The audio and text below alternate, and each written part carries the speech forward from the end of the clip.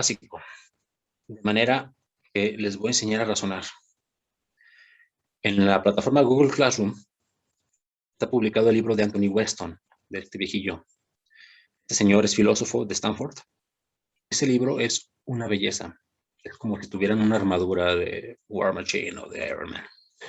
Es una serie de consejos para poder ordenar el pensamiento. Muchos lo hacen de forma intuitiva.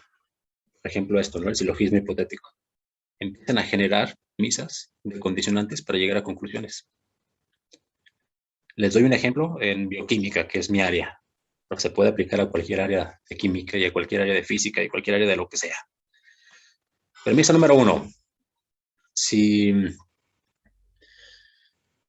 se producen anticuerpos contra las células beta-Langerhans del páncreas, se destruyen.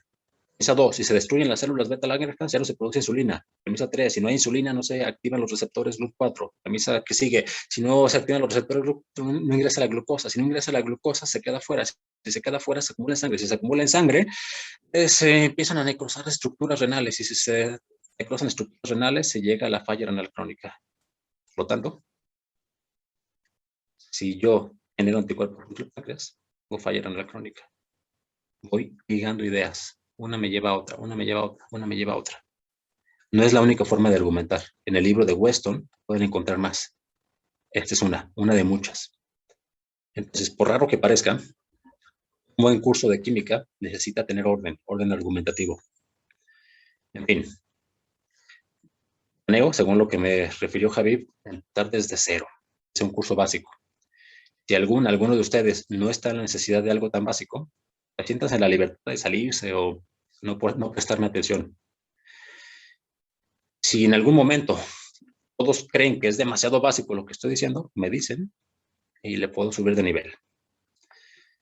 Bien, me presento rápidamente. Me llamo Luis Fernando de Luna Mesa. Me dedico a enseñar ciencias, sobre todo química y biología, a diferentes niveles. No me tienen que hablar de usted si no quieren, me pueden hablar de tú, me da igual. Luis, Fer, profe. Si se sienten más cómodos, más cómodas de usted, quizá de usted. No es una obligación. Soy fanático de la cultura pop. Lo único que me gusta más que el cine y los cómics es la ciencia. Tengo la idea de que la ciencia tiene que ser cool, sobre todo la química. Que la ciencia no puede aburrir. Que México está como está porque tenemos chavos que odian la ciencia. Pero también que una clase de ciencia debe de ser muy gráfica. Que hay muchas imágenes que representan el mundo atómico y molecular. Y no sirve de nada resumir, poner escritos, editar, y podemos mostrar, como en las buenas películas. Y también tengo muy claro desde hace muchos años que el ser humano aprende cuando quiere. Esto no es por una calificación, yo no soy oficialmente su maestro. Si quieren venir, excelente. Si no quieren venir, no vengan. El objetivo es que aprendan. Y se entiende que están aquí porque lo quieren. Muy bien. No va a estar sencillo, es química, sobra decirlo. Todo lo que veamos, el mayor nivel de razonamiento posible, intentando argumentar. Vamos a ver mucho en poco tiempo, así que van a acabar con dolor de cabeza, se los prometo. Si ustedes así lo desean, les voy a dejar tareas en Classroom y les ofrezco revisárselas. No es obligatorio, no está sobre su escuela. Entiende que ustedes primero tienen que cumplir aquello que les dé calificación. Pero si les interesa, es una prestación. Bien.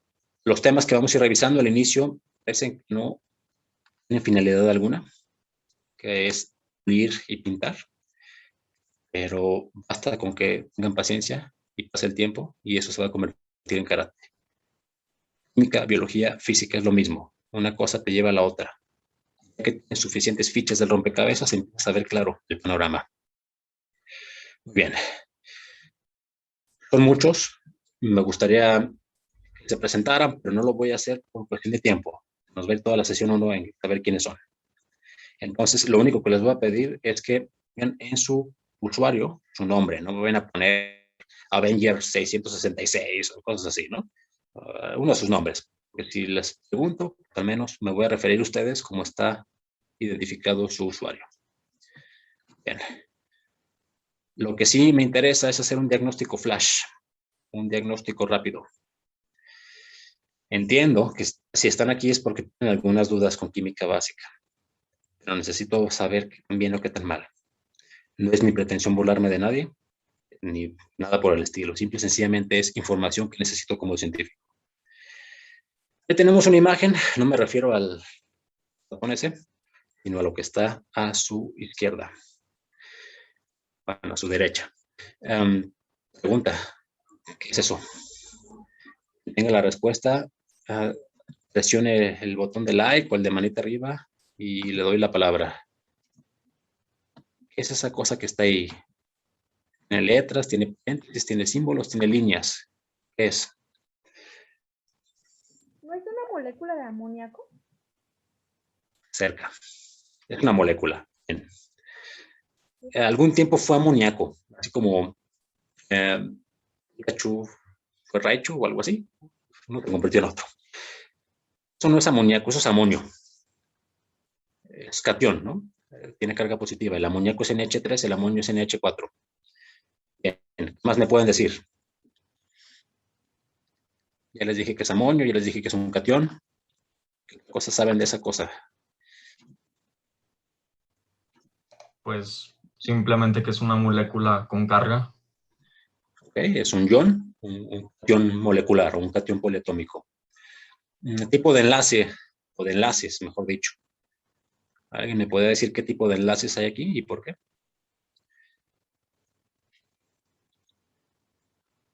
Sin miedo, sin miedo. Lo que puede pasar es que no sea correcto. ¿Están de acuerdo en que las líneas que están ahí representan enlaces, es decir, electrones compartidos o transferidos? Y que hay varios tipos de enlace. Por ejemplo, enlace covalente polar, covalente no polar, enlace iónico, enlace metálico y enlace covalente coordinado.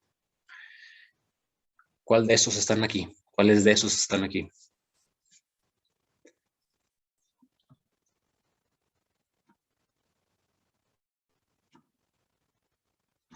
Ok, última pregunta. Tenemos ahí átomos de nitrógeno y de hidrógeno. Nitrógeno e hidrógeno. ¿Alguna de ustedes me podría decir la configuración electrónica del nitrógeno sin ver ninguna tabla? Nitrógeno, elemento número 7.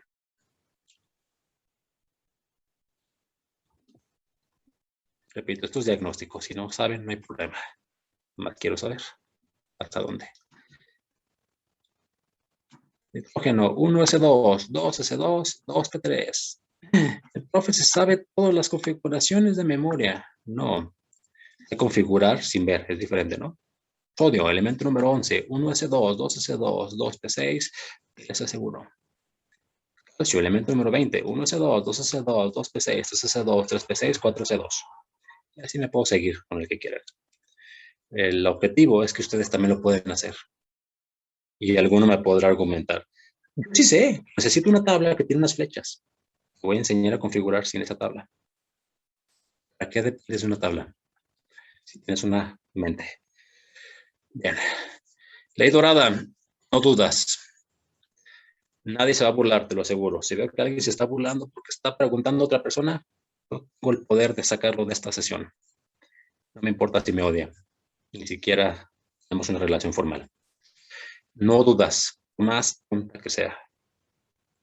Ya sea en clase o por Classroom. Les ofrezco atenderlos lo antes posible por Classroom.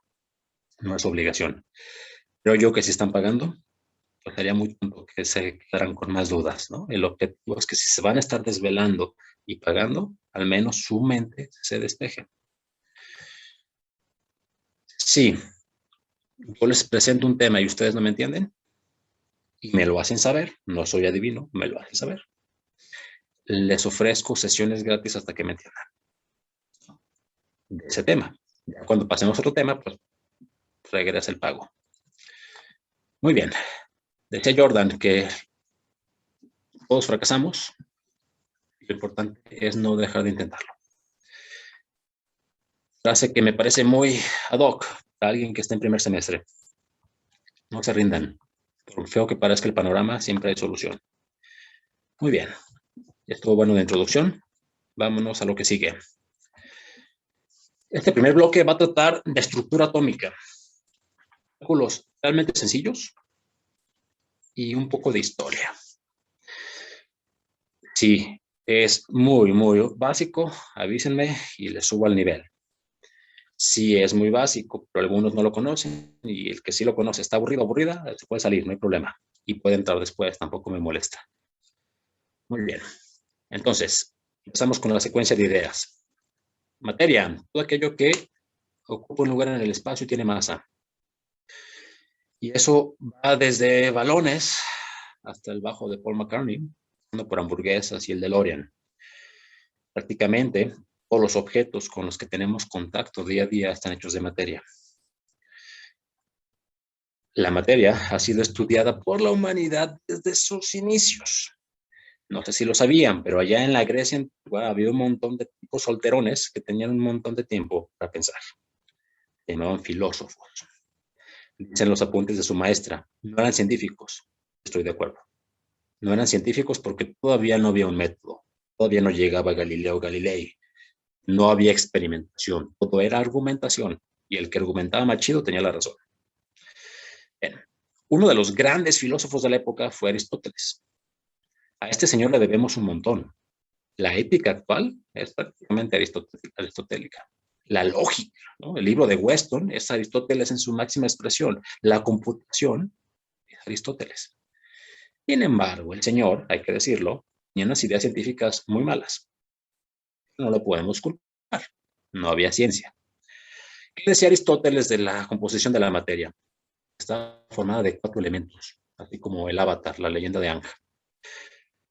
Tierra, fuego, agua y aire. Y que la combinación de estos 4 elementos formaba todo.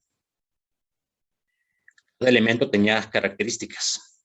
El fuego era caliente y seco, la tierra era seca y fría, como se ve en este diagrama. Perdón. El aire era caliente y húmedo y el agua era fría y húmeda. ¿Había forma de demostrar esto? No.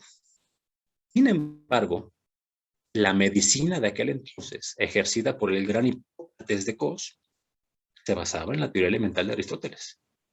Y curiosamente, hay cosas que funcionaban y sigue funcionando. Decía Hipócrates, si un elemento se desbalancea, te genera una enfermedad y hay que curarlo en el elemento contrario. Si la persona tiene fiebre, es porque tiene el fuego controlado. ¿Cómo controlo la fiebre? Con el elemento inverso, que es agua. Y a la fecha, ¿no? Si un paciente no responde a los AINES, naproxeno, ketoprofeno, ketorolaco, todos esos, meten una tina con agua fría. O se le da terapia intravenosa fría. Oye, pero es que eso se explica a nivel termodinámico. Claro, después vino Sadi Carnot y nos dio una mejor explicación del fenómeno. Bueno, teoría elemental. Hoy en día sabemos que la Tierra no es un elemento, es una mezcla de sustancias, mismo caso con el aire, el agua es una molécula, es un compuesto, y el fuego ni siquiera es materia, es energía. Había ideas peores, hay que decirlo, ¿no? Estaba la escuela socrática, platónica. Ellos creían en el topos uranum, en el mundo perfecto, en el mundo de las ideas, que la materia y el mundo eran imperfectos, y pues no eran muy científicos. Sin embargo, también existía una teoría muy, muy apegada a la ciencia, desarrollada por un filósofo llamado Demócrito de Abdera. Este señor pertenecía al grupo de los jónicos, de los jonios. A lo mejor le suenan algunos de ellos, ¿no? Pitágoras, Arquímedes, todos esos filósofos que ya eran medios matemáticos y se acercaban a la ingeniería, ¿no? Demócrito propone el concepto de átomo. No hablaba de protones, no hablaba de neutrones, ni de electrones, menos de quarks. Simple sencillamente, puntos sin división. Yo tomo un objeto, puede ser un pedazo de tronco, lo parto a la mitad, agarro una mitad, la parto a la mitad, agarro mitad a la mitad, mitad a la mitad, mitad a la mitad, mitad a la mitad, y llega un punto en que la mitad es tan pequeña que ya no tiene división. Etimológicamente, átomo, A, privativo de, sin, tomos, división, lo que no se puede dividir. A esta teoría se le conoció como atomismo. Demócrito pensaba esas unidades pequeñísimas, esos átomos conformaban todo. Y tenía razón. Lamentablemente, la teoría democrática, el atomismo de Demócrito, no era muy compatible con muchas teorías políticas religiosas, y durante la Edad Media lo que se divulgó fue la teoría aristotélica socrática. Por mucho tiempo se creyó en los 4 elementos. De hecho, había alquimistas, ¿no?, que estaban ahí haciendo reacciones químicas para encontrar la piedra filosofal y convertir todo en oro. No fue hasta mediados del siglo XIX que un científico inglés, un físico inglés, John Dalton, retoma el atomismo de Demócrito. Ahora sí con esteroides, ¿no? Mucho más chido. ¿Qué dijo Dalton? Los elementos químicos, los diferentes elementos químicos, tienen diferentes tipos de átomos, cosa que a la fecha sigue siendo real. Estos elementos, estos átomos de los elementos, se pueden juntar, interaccionan entre ellos y forman unas cosas más complicadas llamadas compuestos. Hoy en día le llamamos moléculas, pero sigue siendo real. ¿Sabía Dalton de enlaces? No. ¿De electronegatividad? No. ¿De protones y electrones? No. Pero ya era un avance, estaba retomando el modelo del atomismo. También tenía algunas ideas medias raras, como que los átomos tenían color y que tenían formas rugosas y lisas. Tampoco está para tanto. Pero ciertas cuestiones del atomismo daltoniano fundamentaron la química de los siglos siguientes. Ahora, si Dalton le suena daltónico, en efecto, padecía la enfermedad. Es una enfermedad autosómica ligada al cromosoma sexual. No es autosómica, es sexual. Es más común en hombres que en mujeres. Hay problemas a nivel de rutina para diferenciar rojo de verde. Dalton fue uno de los primeros pacientes registrados a nivel clínico. De hecho, él mismo contribuyó a describir la enfermedad que él mismo padecía. Ok. Ahora, el atomismo es la base de la química moderna, de la física. Sí. ¿Hay personas que dudan del atomismo? Claro. Hay personas que dudan de las vacunas y de que la Tierra es esférica. Por supuesto que hay personas que dudan del atomismo. Y lo ponen siempre en el mismo argumento falaz. Es que el atomismo es una teoría y las teorías no están comprobadas. Si fuera una ley, esa ley sería absoluta. En ciencia no hay absolutos y las teorías científicas tienen comprobación empírica. Cierto, hasta principios del siglo pasado no estábamos muy seguros de la existencia real de los átomos y las moléculas. De hecho, hubo un botánico llamado Robert Brown que observaba en el microscopio óptico granos de polen. Y con el paso de las horas, cuando esos granos se exponían a la energía de la bombilla y se calentaban, empezaban a moverse de una forma errática. Robert Brown creía que estaban vivos y que había por ahí una esencia que los movía. Tuvo que llegar el año milagroso, 1905, para que Einstein, en uno de sus 5 artículos doctorales, diera solución matemática al movimiento browniano. Y entonces, por primera vez, teníamos una aproximación numérica de que los átomos y las moléculas existían. Podrás decir, eso sigue siendo teórico, o sea, no se comprueba. Si no conocías esto, es momento de que te pongas a ver videos o a leer artículos. Hay un microscopio llamado STM, es el microscopio de tunelaje electrónico. Este microscopio nos permite ver átomos y moléculas. Este microscopio permite incluso manipular átomos. Fue desarrollado por la empresa IBM desde los años 70. Esta imagen que vemos abajo a la derecha es el logotipo de la empresa IBM.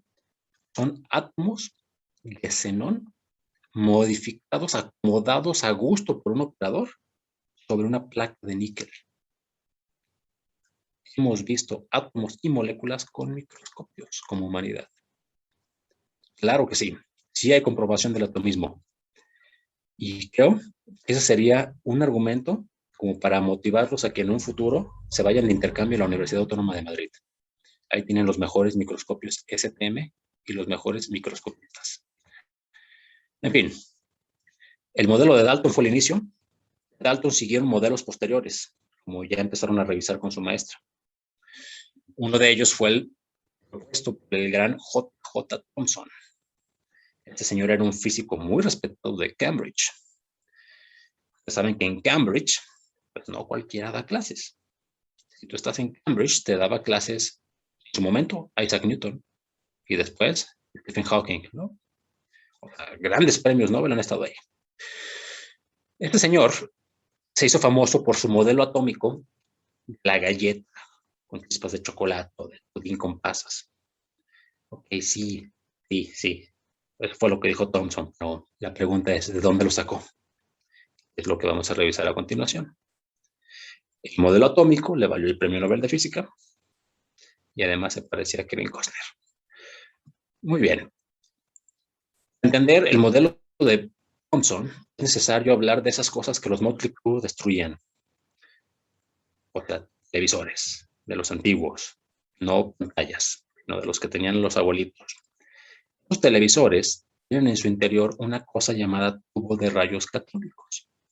El tubo de rayos catódicos es un instrumento que fue diseñado por otro físico genial, Sir William Crookes, y que también le valió el premio Nobel.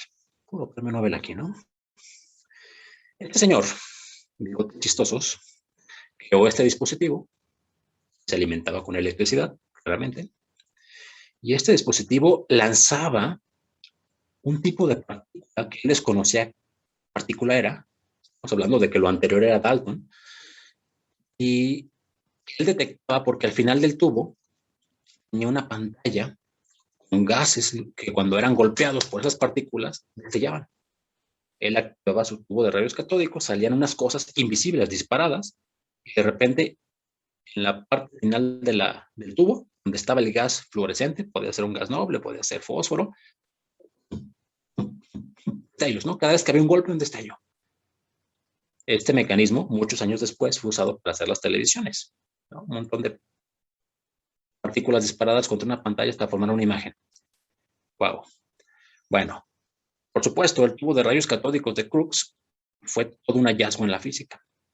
Y muchos científicos se preguntaban, ¿qué rayos eran esos rayos catódicos? Bien, pues uno de esos científicos era Thomson. Y Thomson corre una serie de experimentos con el tubo de rayos catódicos de Crookes.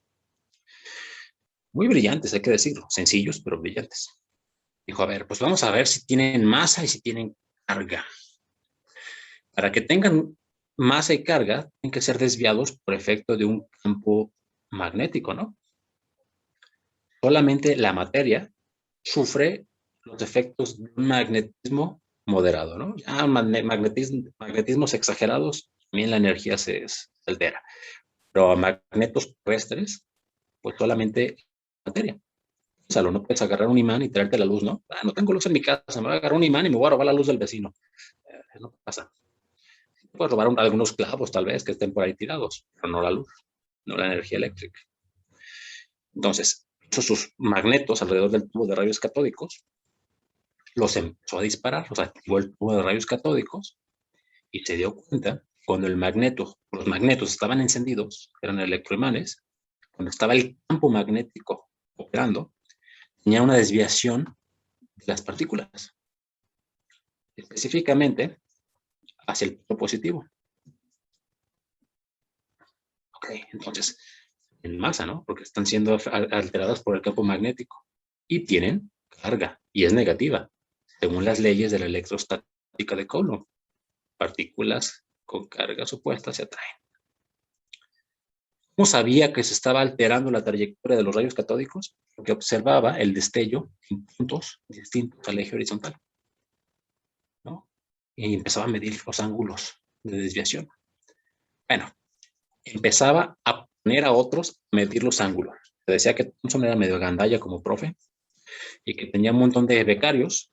Los sentaba literalmente enfrente de los rayos catódicos con una libreta a contar los destellos, ¿no? Que era aburridísimo y que él no lo hacía, solamente procesaba los datos. Van a ver que eso le salió chueco al final. Bueno, después corroboró el experimento 1 con un segundo experimento en el que cambió el campo magnético por un campo eléctrico, ¿no? Para aquellos entonces ya estaba bien descrita la teoría electromagnética de Maxwell y observó el mismo fenómeno. Desviación de los rayos catódicos del tubo de Crookes hacia el polo positivo. Y no solo eso, midió el tiempo. Medía el tiempo en los destellos. Y con bastante estadística, Este señor llegó a 3 conclusiones muy bonitas. Número 1, los rayos catódicos en masa son partículas. Los rayos catódicos tienen carga negativa porque se desvían hacia el polo positivo, en campos magnéticos como eléctricos. Dada la velocidad, estimó la masa como 1 entre 20.000 veces la masa del átomo de hidrógeno. Y además, sus mediciones de velocidad por distancia, bien estimó la velocidad de los rayos catódicos, 1/3 de la velocidad de la luz. Pregunta cultural.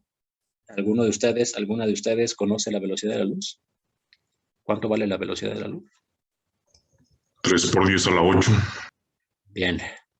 ¿En kilómetros sobre segundo?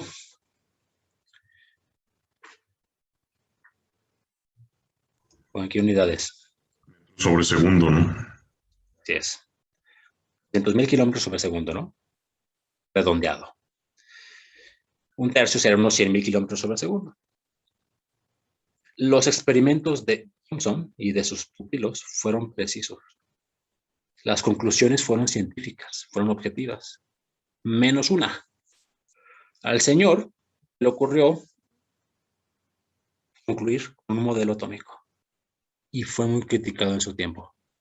Al menos así lo narra Hawking en la biografía correspondiente, que no tenía evidencia suficiente para comprobar que el modelo atómico era así. Y él tenía esas ideas, que estos rayos catódicos eran partículas y que esas partículas estaban en un átomo con una masa positiva y estaban incrustadas. Sin embargo, los resultados de sus experimentos no sustentaban esto. Es un error grave a nivel científico, pero en un tipo respetable, con una trayectoria impecable y con resultados que tenían conclusiones muy buenas, salvo esta. Se publica su modelo y pues no dura mucho. Dicen por ahí que los estudiantes siempre superan a los profesores, ¿no? Resulta que uno de esos mocosos a los que ponía a contar destellos en el tubo de rayos catódicos era Ernest Rutherford. Y este señor, encantado con el trabajo de su maestro y un tanto decepcionado con el modelo que propuso al final, se le ocurre modificar el experimento. O mejor dicho, diseñar un experimento que pusiera a prueba el modelo propuesto por su maestro.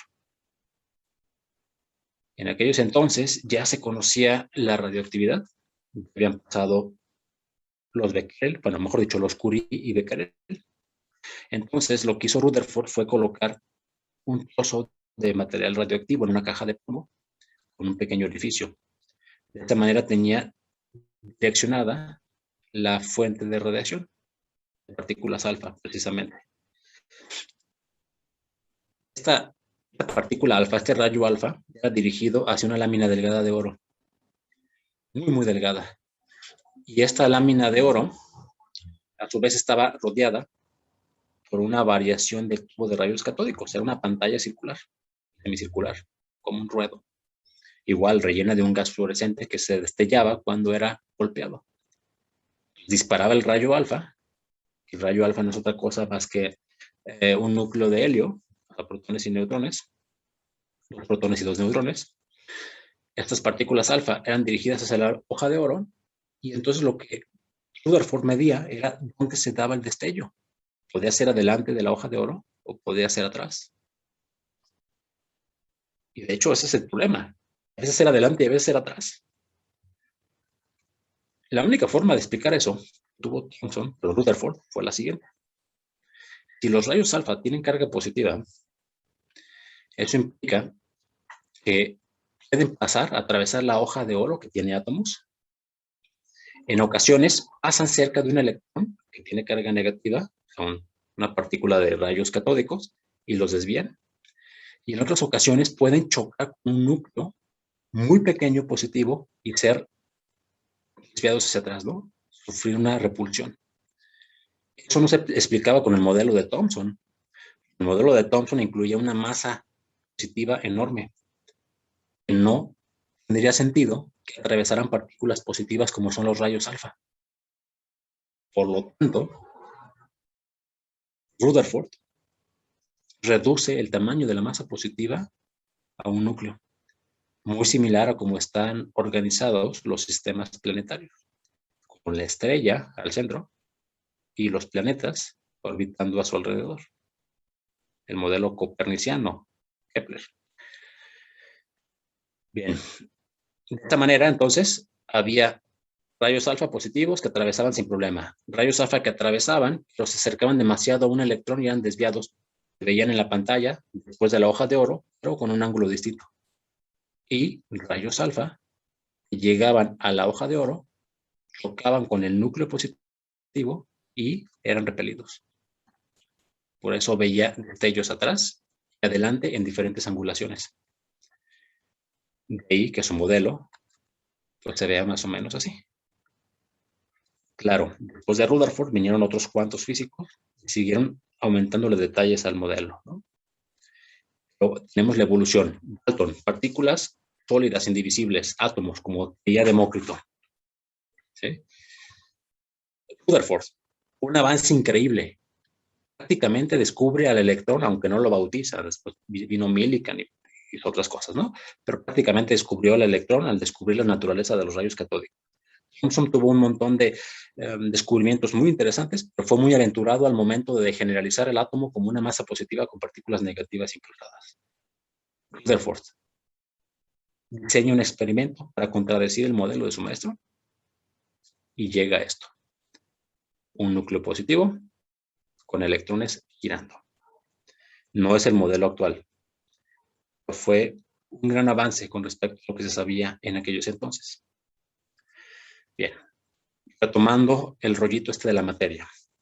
La materia es todo lo que ocupa lugar en el espacio, tiene masa y tiene átomos. No elementos como creía Aristóteles, no fuego, agua, tierra y aire, sino átomos. Y los átomos son indivisibles por métodos químicos. Porque si somos analíticos, ya estamos hablando de cosas dentro de los átomos, electrones y protones, los positivos del núcleo. Ahorita hablamos de ellos a detalle. Entonces, sí hay cosas más pequeñas que los átomos, según lo que se sabía después de Rutherford. Aún así, se dice, y es cierto todavía, son indivisibles por métodos químicos. Sí se puede dividir un átomo por métodos físicos. O sea, ya no son átomos, son átomos. El problema es que cuando se desestabiliza un núcleo atómico, pues, ¡kabum!, se libera un montón de energía, ¿no?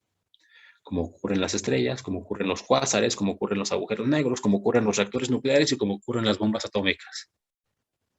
Reacciones en las cuales se modifica el núcleo de un átomo, se divide o se junta, dependiendo. Y si pasa por ahí una iguana, se convierte en Godzilla. Entonces, todo está hecho de átomos, ¿cierto? Pregunta obligada, ¿cuántos tipos de átomos existen? Pues 118 y contando. Cada elemento de la tabla periódica es un tipo distinto de átomo. Y la materia se forma de ellos, de combinaciones de ellos. Me he llegado a topar gente que me dice, ay, pueden ser 118 hechas de combinación. Hey, ¿cuántas canciones conoces? Con 7 notas, ¿no? Por más que me duela aceptarlo, las canciones de los Cumbia Kings se hacen con las mismas notas que las de Led Zeppelin. Do, re, mi, fa, sol, la, si. Ordenados de